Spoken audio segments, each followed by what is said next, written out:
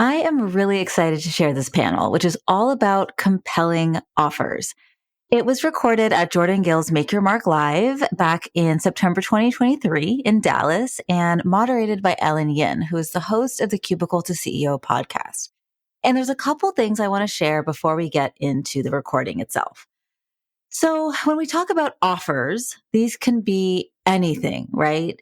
For small business owners, coaches, consultants, service providers, they are usually something that look like courses or group programs or service packages. Maybe they're VIP days.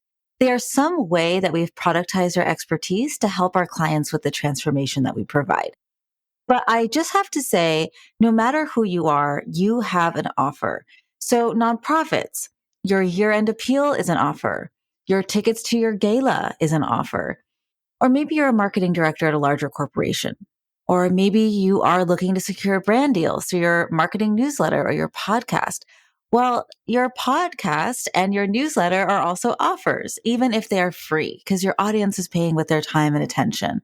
So I see offers as anything that we are packaging up and putting out into the world in hopes that our dreamy, ideal audience will pick it up and say yes. And because these offers are so compelling, oftentimes what happens is that audience end up becoming ambassadors for that offer. And they tell their friends and their colleagues about it. So it has this kind of ripple effect. So another thing I really enjoyed and loved about this conversation too, is that although all of us are very different in our approaches and our perspectives, everyone on this panel has built a business and created offers around strong values and visions. So for example, one of my fellow panelists, Kirsten Roldan, talks about emailing your list every day. And I talk about posting on LinkedIn just once per week, right? I call it being lazy on LinkedIn. But at the end of the day, both of us are being true to our values. And actually, in a lot of ways, our shared values and our shared vision of eliminating burnout for people. We just do that through different ways. And that's amazing because different people need different approaches to get to that same end goal in their life. And I also talked about, and I love talking about, and of course I loved learning from my fellow panelists about some of the hard stuff, like the behind the scenes stuff, right? Like pushback when our offers are maybe polarizing, or making changes to our offers based on data and our community's needs if something isn't working quite as well. So anyway, there's a lot of juicy stuff here. And so without further ado, that's enough talking about the conversation. Let's get into the conversation. Please enjoy the episode. Hey, I'm Tanya Bhattacharya, and you are listening to the Campfire Circle podcast. We are all about breaking down the boardroom table as the ultimate space of leadership, and instead replacing it with a campfire. Because that's where we share our stories. That's where we build warm community, and that is where there's always room. I'm building an impactful business in public through thought leadership, and I'm taking you behind the scenes all along the way. So if you want to stand out as you stand up for your mission, you are in the right place. Hello, everybody. So excited to moderate the compelling offers panel. These women have so much incredible knowledge to share. We're going to dive right on in. I'm sure you all have gotten a chance to meet so many of the amazing attendees, but just in case, for those meeting you for the very first time, in 30 seconds, who are you and who do you help? I'm Traci Szemkus, and I'm one of the co-founders of Workplay Branding, and we help create stunning visual marketing campaigns. Sorry, playing little musical chairs. We create stunning marketing campaigns, visual marketing campaigns that generate leads and create sales. Thank you, Traci. Hey everybody, I'm Tanya Bhattacharya, and I help social impact entrepreneurs show up as the thought leaders that they are on LinkedIn. And I also host the Campfire Circle podcast, which is all about brave storytelling, visibility, and changing the ultimate space of leadership from a stuffy boardroom table into a fun and inviting campfire circle, which this very much feels like. So, hi, I'm Erin Perkins. I'm deafblind, and I work with independent business owners to teach them how to be adaptable in their business beyond just your website. My name's Kirsten Roldan, and I am a New Yorican, which means I'm a Puerto Rican from New York, living in Austin. Where you at? I'm living in Austin, but I always make sure I let people know I'm from New York. And I'm a business coach that helps coaches and service providers scale to $1 million a year peacefully. And I'm a firm believer that the key to a peaceful $1 million business is email marketing, team systems, and mindset work. And so I have 2 programs: $1 Million Email, which helps coaches and service providers become social media optional, and then $1 Million CEO, which is my team and systems program, which helps coaches and agency owners become CEO optional. Amazing. Well, what makes each of your offers so compelling is that they're rooted in really strong values. So I'd love to go down the line today and explore how your values show up in your teaching and experiences that you create for your customers. So I'm actually going to start on the opposite end. So Traci, I'll give you a hot sec. Kirsten, you are a vocal advocate for emailing your list every single day and avoiding templates. Where did you develop this philosophy, and how do you help people show up boldly through $1 Million emails? Yes, so I teach 3 to 5 emails a week and 3 to 5 emails a day during your launches. And I really came up with that through my own trial and error when I asked myself, how can I make all of my money from email alone? Like, how can I hit $1 million a year with just email? And I found that multiple sales emails a week, just like we do anywhere else on our marketing platforms, is how you do it. And so, and I found with my clients that applied that as well. I was like, okay, this works for me. How does it work for my clients? With my clients, they started scaling rapidly when they applied this, and while being social media optional. So people coming to me under 6 figures, hitting 100K, 200K, 300K, all the way to $1 million. And so there was that. And then for templates, I found that my clients only wrote with templates because they didn't know how to write emails fast. They didn't think they were good at writing emails. And so all those reasons are not good reasons to use templates. And so I just taught my community how to write 10 emails in an hour, so that solved for the speed. I taught them how to be confident with their messaging, so that solved for the confidence and not thinking that you're good at writing emails. And I always tell my clients, templates don't change industries. Like, to lead an industry, you have to go off script. And so just helping them with that confidence, the mindset coaching they need to confidently write emails without templates, and to write a lot of emails to their list and not be scared of any pushback.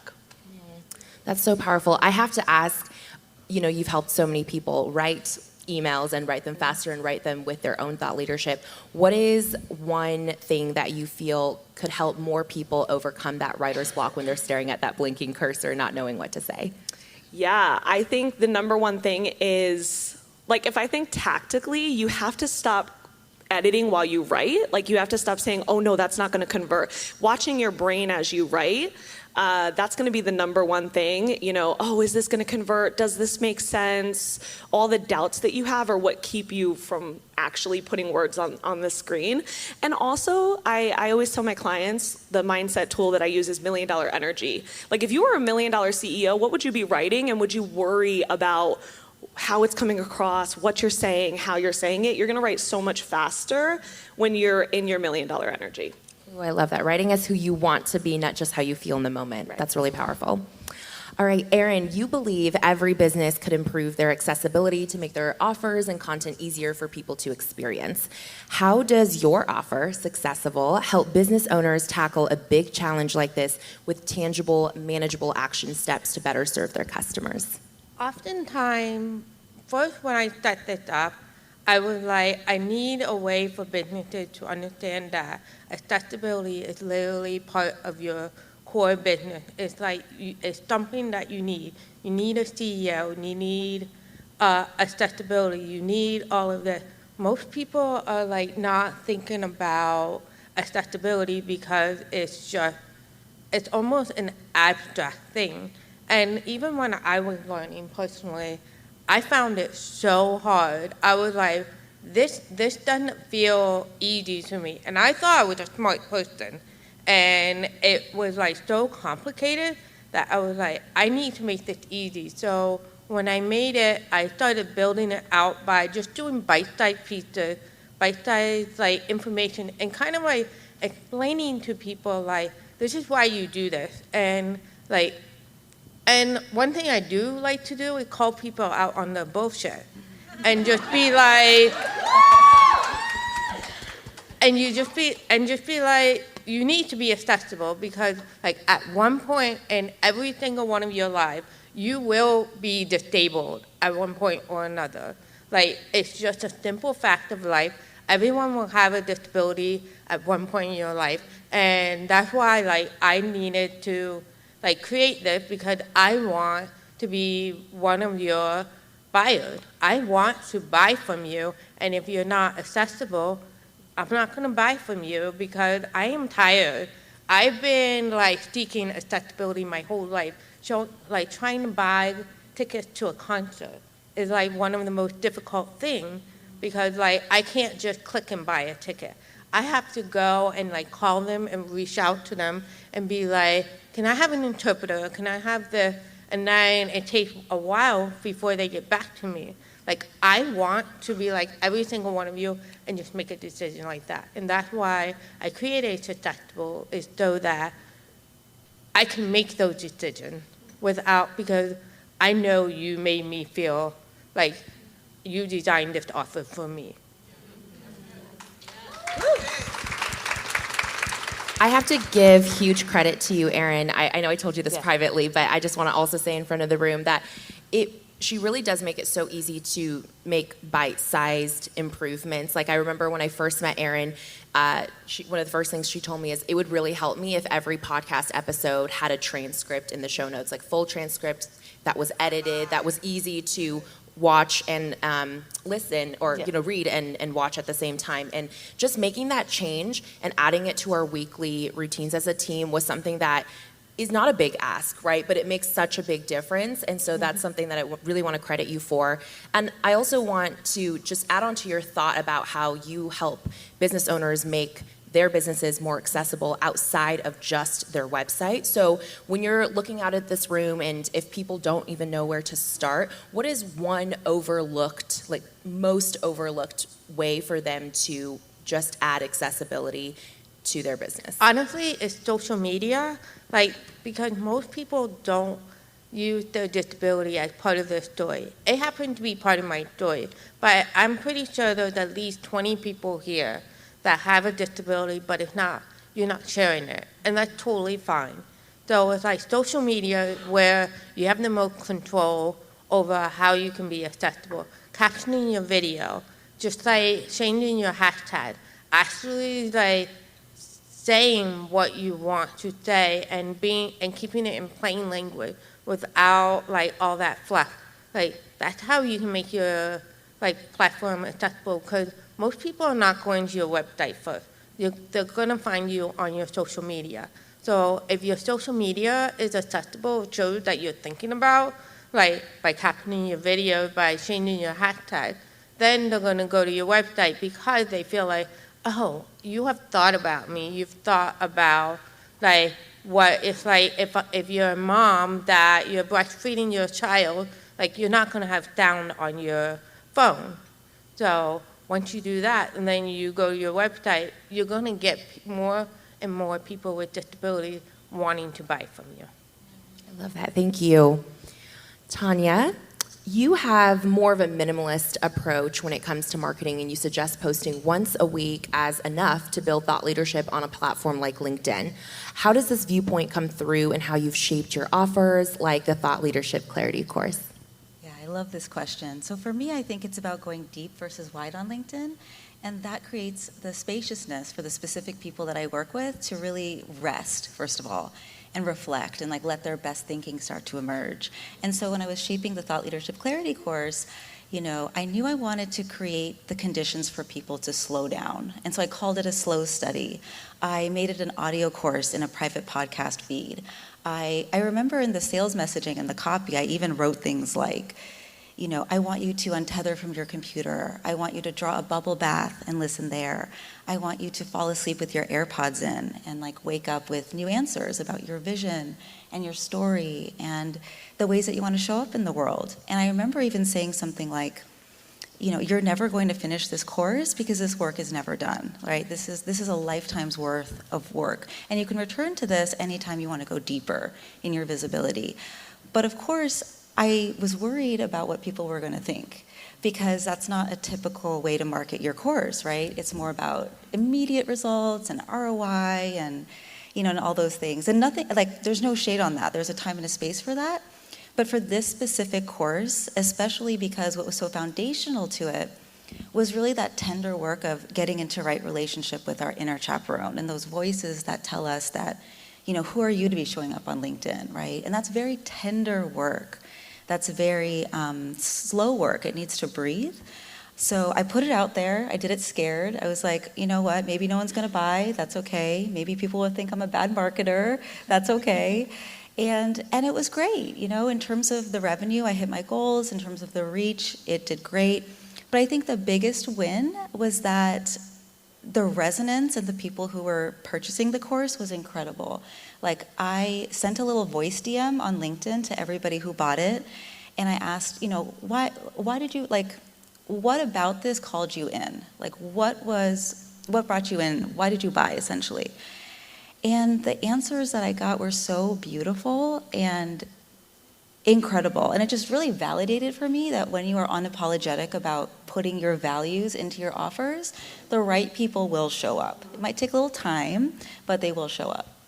Absolutely, and I feel like patience is something that, and that slowness, that stillness, and being okay with it is something we sometimes struggle with as entrepreneurs. So that's really encouraging to hear.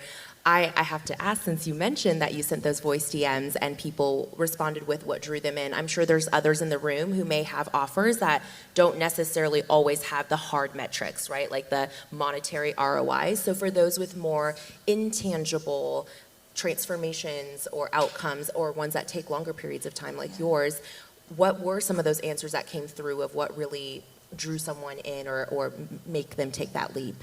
Yeah, I remember one person said, I didn't even know I was looking for this, but I was just magnetized to what you were saying. Or I've been wanting to show up on LinkedIn for a little while, but it always felt so corporate or bro-y. I didn't know there was another option. Or, this felt safe. That's I think that was my favorite one. This felt really safe. Yeah. Yeah, that's so beautiful. Thank you. Traci, you felt the photography industry wasn't necessarily catered to small business owners and entrepreneurs and their needs.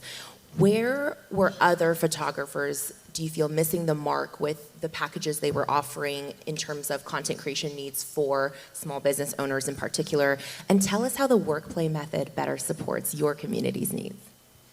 Yeah, so I kind of want to rephrase that just a tad, because really we don't consider ourselves particularly photographers in that sense. Brand strategists. Yeah, it's really about visual marketing strategies for bigger companies. And one of the things that we wanted from the very start is to make this accessible to the mom and pop stores, the corner stores, the solopreneurs, people just starting out.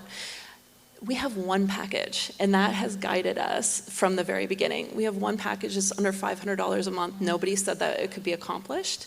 And one of the things that we had to do is constantly fight through our coaching, people that were coaching us to say, raise your prices, raise your prices. But one of the value systems that we have is keeping this accessible. There is a reason why huge companies have visual branding in their marketing. They have visual going right across their marketing, and they've always invested in it.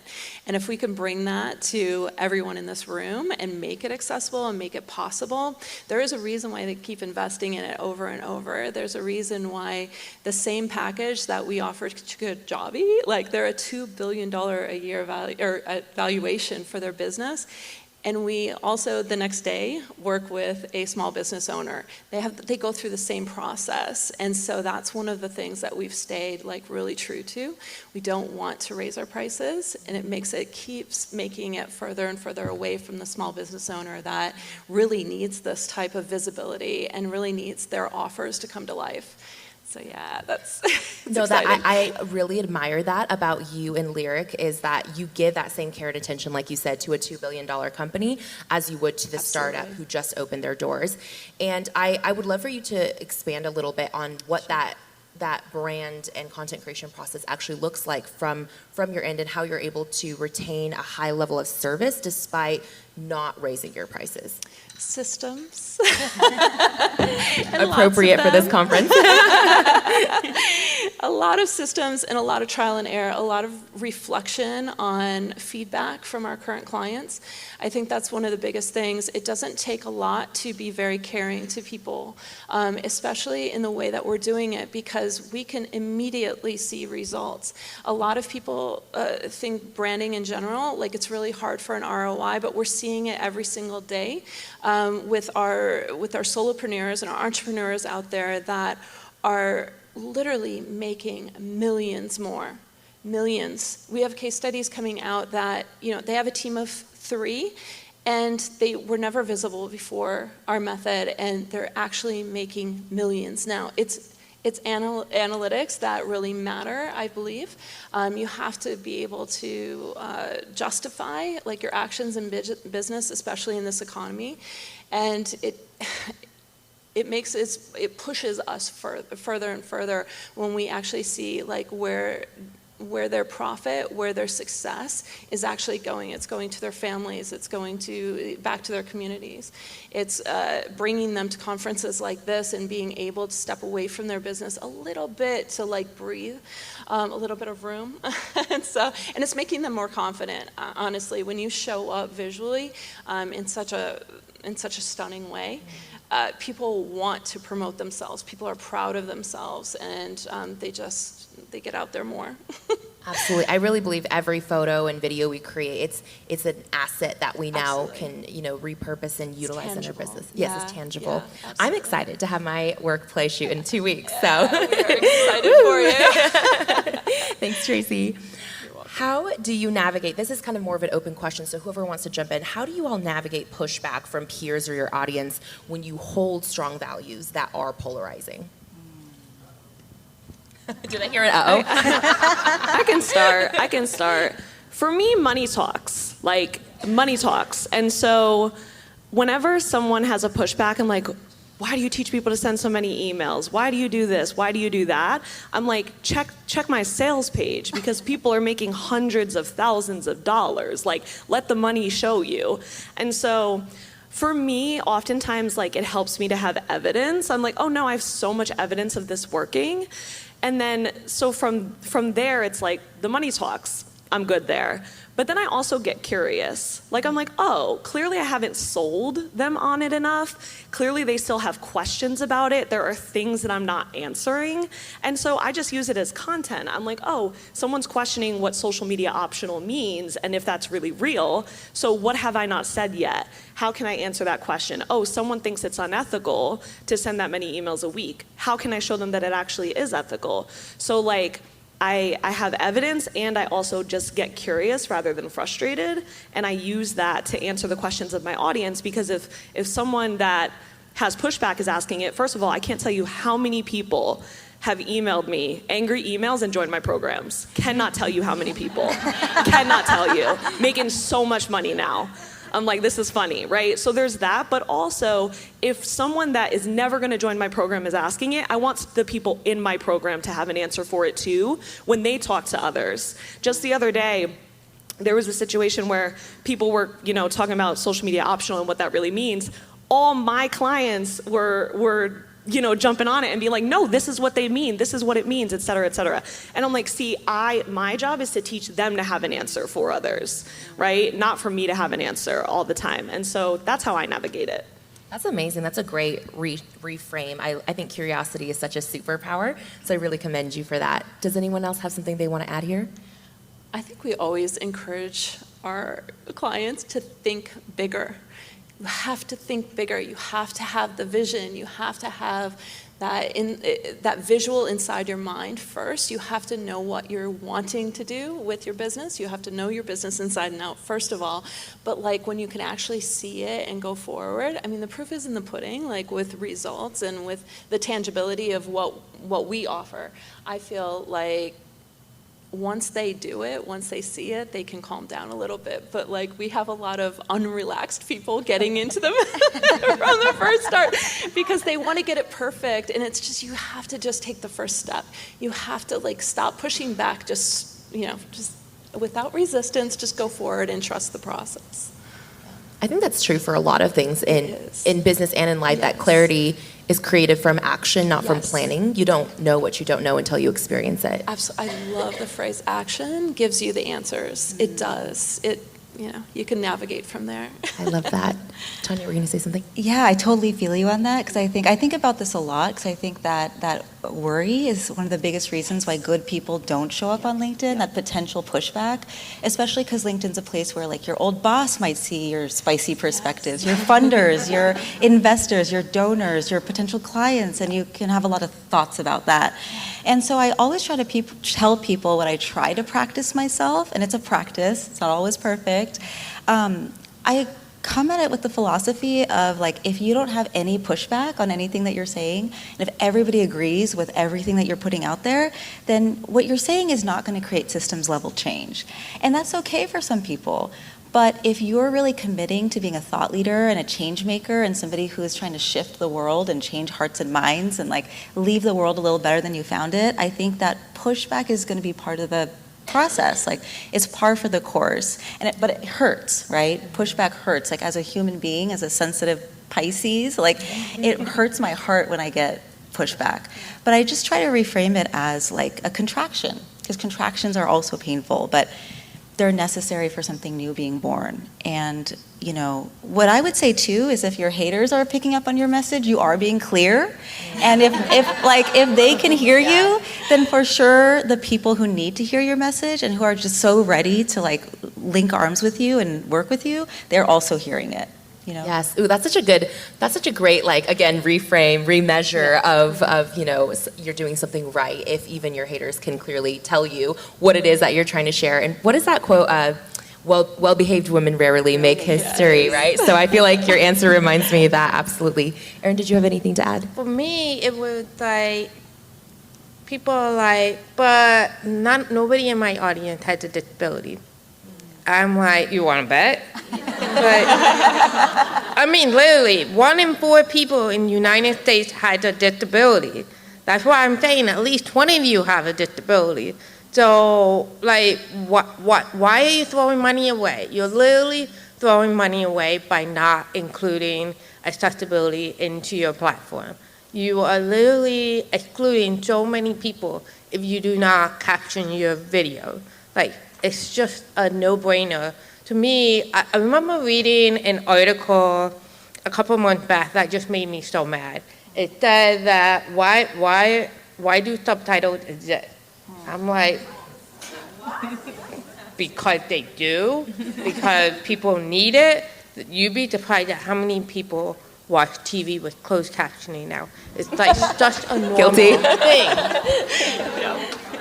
Like, it's so normal. I don't even understand why going to the movie theater is still hassle to get open caption on the movie theater, because they're like, well, a lot of people don't like it. Like, most people actually like it. I'm like, show me people that don't like captioning. Like, we are battling this overconsumption of like content. I feel like if you listen and you read, you're gonna absorb the information a lot better.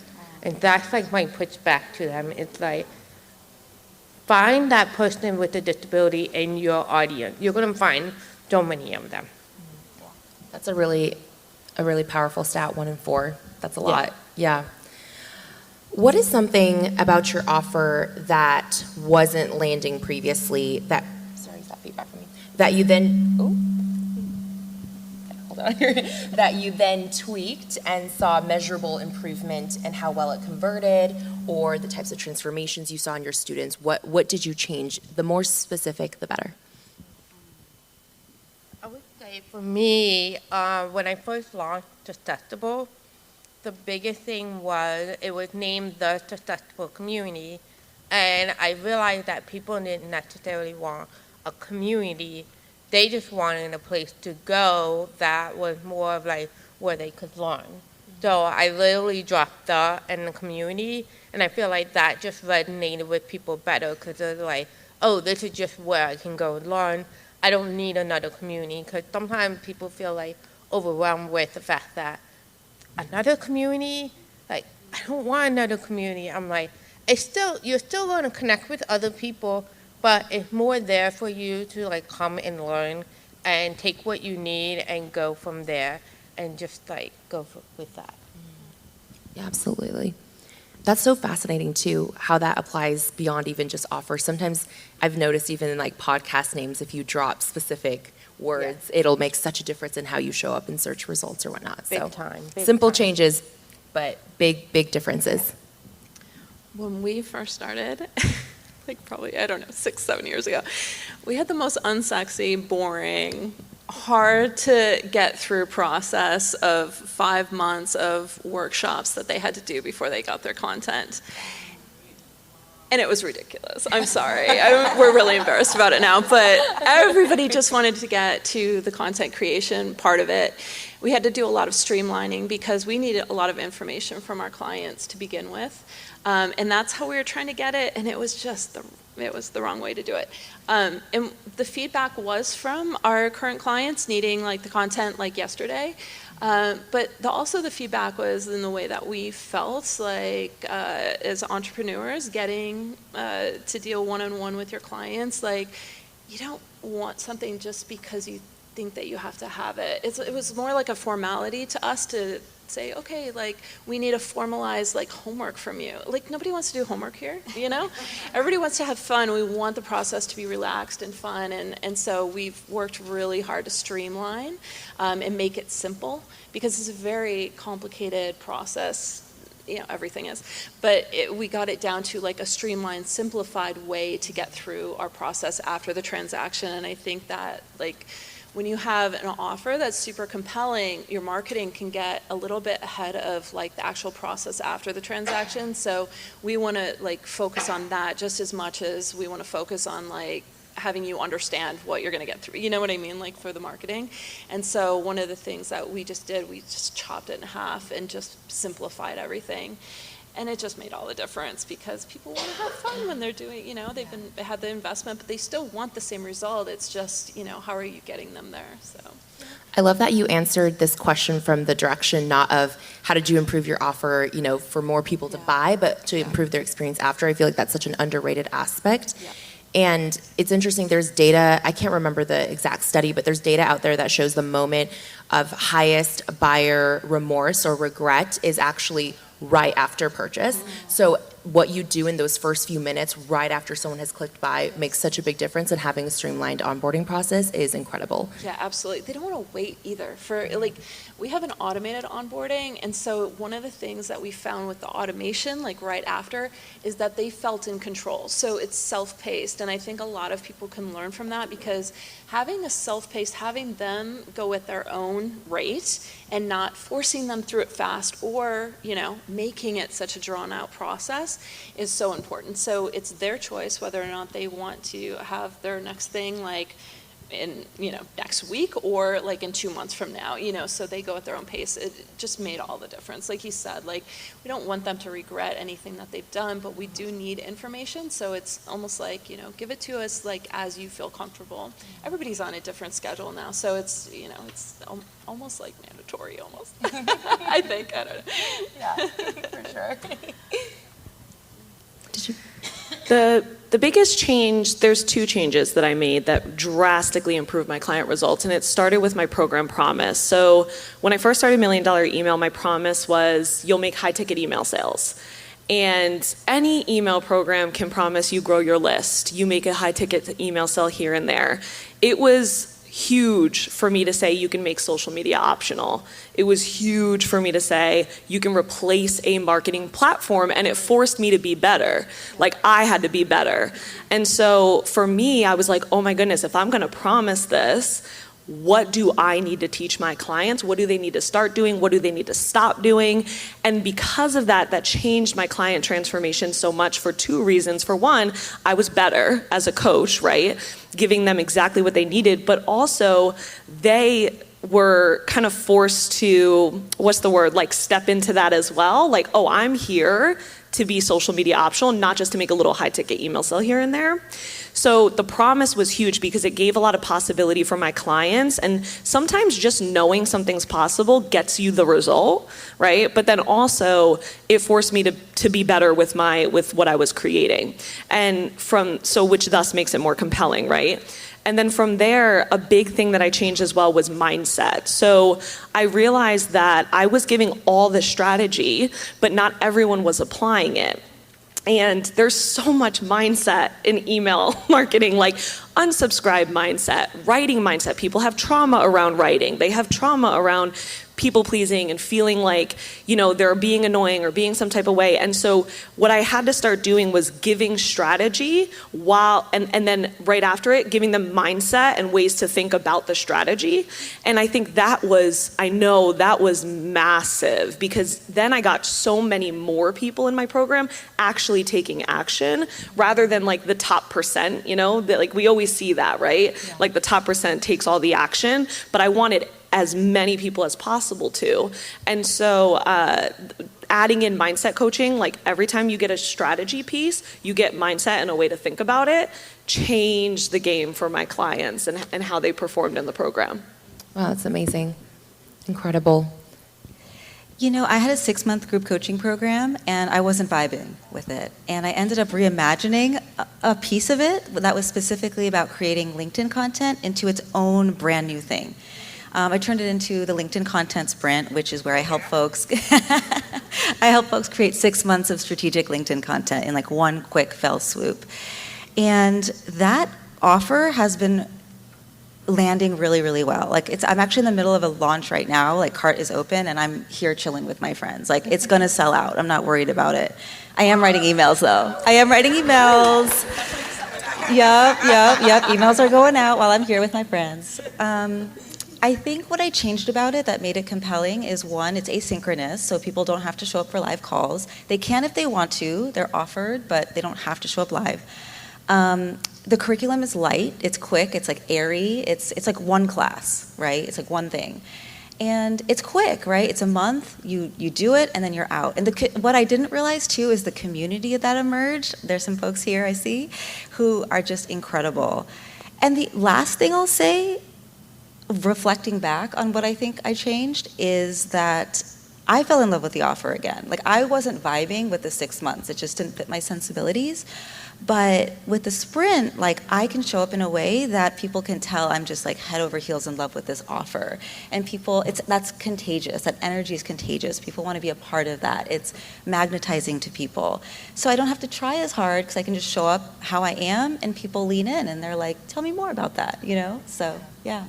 Wow, I love that. I love all the different approaches that you guys have taken to improving your offers, whether it's evolving them over time, understanding that it's better to put something out there and then, use the data to inform how you're going to change it. I think so much of creating a compelling offer has to do with putting something out there and actually gathering the information to make a more informed decision, rather than even what you two shared, like making an assumption about what people might want. Also, something that really stood out to me, Kirsten, about what you said is it seems that the difference between oh, here's a result you get, you're gonna write high ticket emails that make you sales, versus you get to be social media optional. It's almost like you're giving people a stance, something like a belief to stand behind, something to support. It's more than just a specific result. It's a belief system, right? Like social media doesn't have to be part of your business. And I think that is another draw of the offer. Yeah, and my clients go hard for that. They go very hard for that. Like they Team love knows it. social media. So it's true. It rallies your community as well. Amazing. How are we doing on time, by the way? I'm not sure about this. We're doing good. Okay, perfect.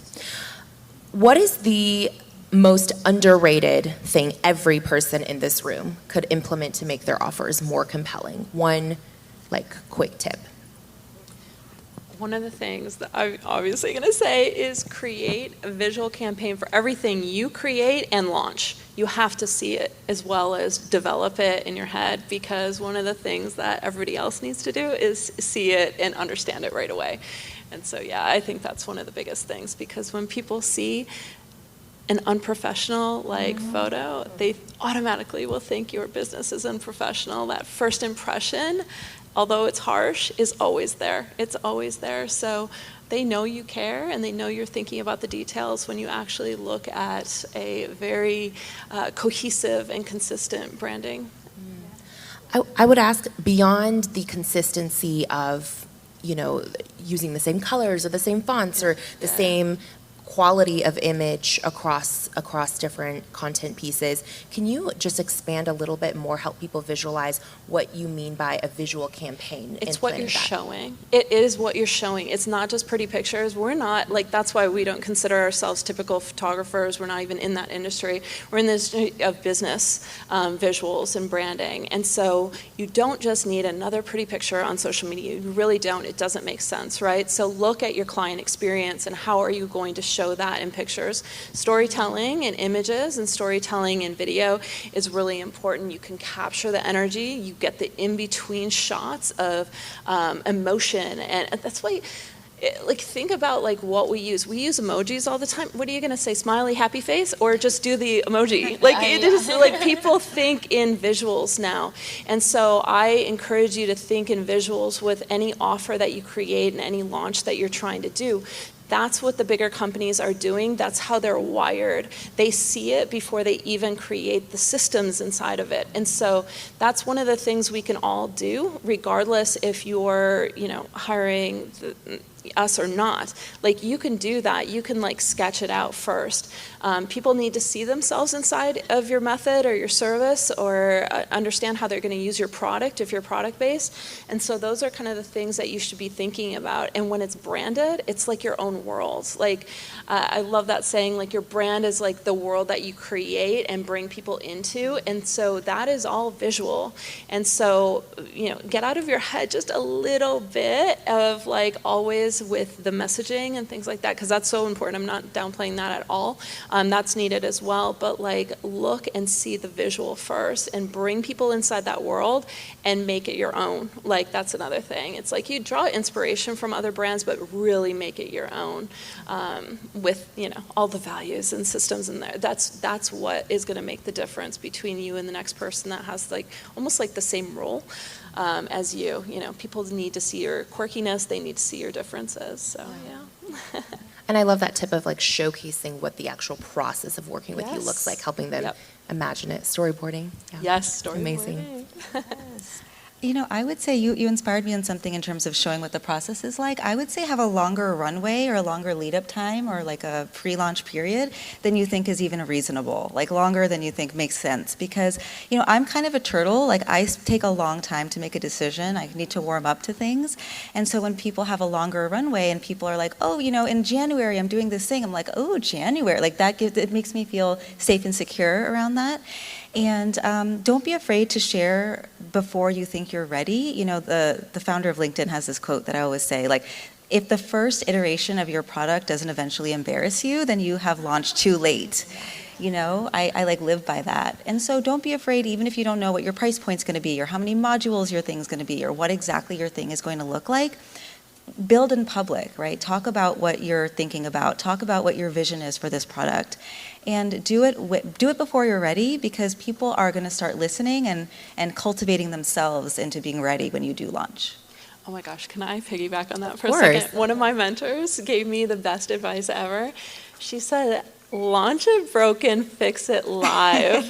I love that, because it's not about you're going to be embarrassed about your first, just like I said in the beginning, our 5-step process and 5-month process, it was just ridiculous, right? But if you fix it live, people will give you input, and market research is everything. So as long as you're talking in the same language as your audience and fixing the things that they need to be fixed, it is so brilliant. I absolutely loved it. Yes. So I just had to. No, I'm glad you added that. I love it.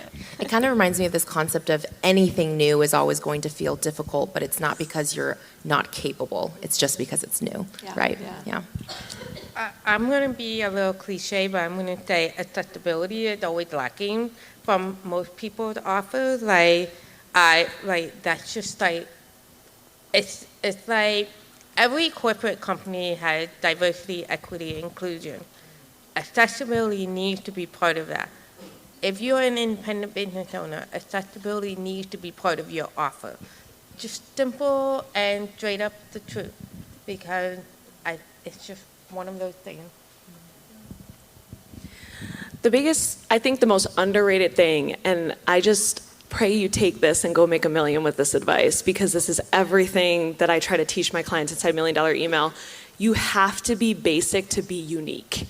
You have to be basic to be compelling. The most compelling offers are actually very basic. So a lot of people don't know this. If you're not my client, I did not want to do email. I did not want to create an email program because I was like, that's basic. What do I look like? That's basic. I'm so much more than that. I'm eliminating burnout from the industry. Like, I was just like, who do you think I am? This person, that person? No, couldn't be me, right? Like, I did not want to do email. And it's so funny because looking back on it, I'm like, when I allowed myself to promise high ticket email sales, right, to start, I then was able to add so much uniqueness to it. And so a lot of times I tell my clients, I'm like, your clients are basic. My clients will tell me, I don't want to talk about 10K months. That's everybody. Everybody talks about 10K months. Yes, but not everybody talks about it well, and they don't deliver it well, right? And so the biggest thing is I'm like, your clients want 10K months. Like, why would you not talk about that? And so stop talking about what you want to talk about because you don't want to be basic. Your clients are basic. The most compelling offers are the ones that solve compelling problems. And unfortunately, I laugh all the time. My clients know I'm like, I don't want to talk about growing your email list. I don't want to talk about that. But guess what? That's your most compelling problem, right? When you join $1 Million Email. And so I talk about it, but I add my unique spin to it. And because of that, that is what makes it compelling. That's what makes it unique. But when clients try to be overly creative, it actually just like shoots them in the foot. They don't end up doing nearly as much as they could if they were willing to be basic. And so I think that's my number one piece of advice in your messaging, in your business, anywhere. Being basic will get you to unique. You don't go unique first, right? You go unique first, the offer's either not gonna get launched or it's not gonna do as well as it could be, right? So like basic to unique is gonna be key. I want to use that to my niece because like she tells me that I'm basic all the time. I take that as a compliment. Me too, I'm basic. Permission to be basic, love it. Okay, all right. To wrap up, let's just quickly go down the line and share where people can connect or something exciting you want to. The quickest and most convenient way is probably Instagram, Workplay Branding, or you can actually get on a call. Lyric and I take a lot of the calls. You can book an inquiry call and you can ask us any questions you have about Workplay Branding's method at our website, workplaybranding.com, and then just click the book a call and the schedule will come up. Thank you, Traci. You're welcome. Yeah, and the best place to find me would definitely be LinkedIn, or if any of you are in Southern California, we can hang out in person. The last place would be the Campfire Circle podcast. Thank you, Tanya.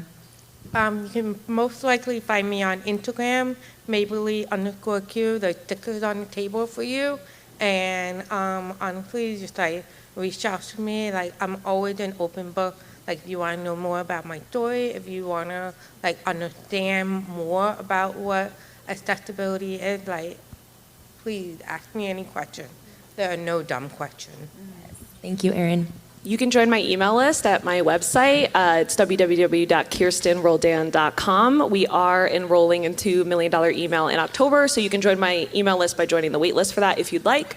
Otherwise, if you're an IG person, you can follow me on Instagram. I'm only there for y'all. I'm only there to get more people to email. So at the same name, Kirsten Roldan. That's awesome. I have a friend who on her Twitter it literally says, not here, but you can hang out. Only here for y'all. Yeah. Okay, so Bree actually said we have time for like a couple questions. So does anyone, oh, yes, go for it. Is there a mic? I don't need a mic. Oh, perfect.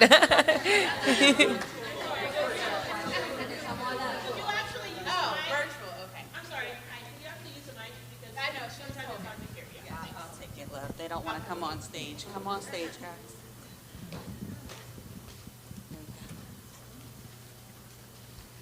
My name is Michelle. My question is for Kirsten. Am I saying your name right? Okay. So how do you feel with AI? So a lot of business coaches are heavily promoting AI. And I'm not going to lie, for my clients, we use it as a starting point for a lot of things. We don't obviously use all of it. And our community is very niched as well. So I just want to know your thoughts about, you mentioned about the templates. And so how do you, if you service clients, how do you help them in that way of, you want to be innovative and you want to help use it to, cut down on time, but how do you do that in a way where it's not, I guess, the way that you said that we are using templates? Yeah. Such a good question. I have clients inside $1 Million Email that use ChatGPT to get them started on an email and things like that. And it's not that I'm against it, but here's what I found. The simple practice of writing an email is actually what creates so much confidence in your offer. Your mindset, just from writing the email, completely transforms. So it's one of those things where I'm not against, I'm all about efficiency. I'm also a systems person. However, I found that when people actually sit down and have to write 100 emails about their offer, nobody can tell them nothing about their offer. There's the pushback that you worry about, all of that, you can't tell them nothing. And so I think that confidence you just don't get from obviously, using a tool like that.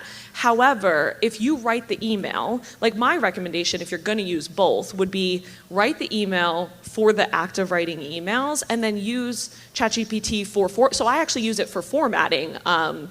My the subject line preview text, sending it to my team. I use it for that. My team uses it for that.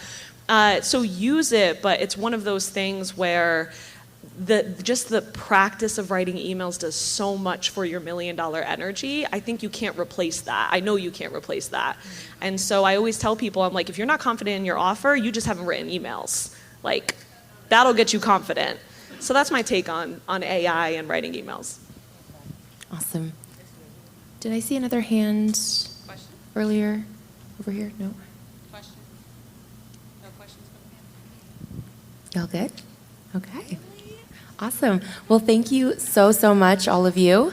And give another big round of applause for all these amazing women.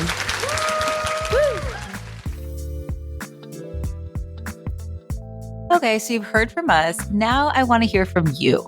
Leaving a review helps us so much in growing our reach and supporting more folks with this podcast. And even better, I would love for you to send me a note on LinkedIn with your takeaways from this episode. I cherish and respond to every message, so I can't wait to hear from you. And if you want to go even deeper, check out the show notes to take your next step.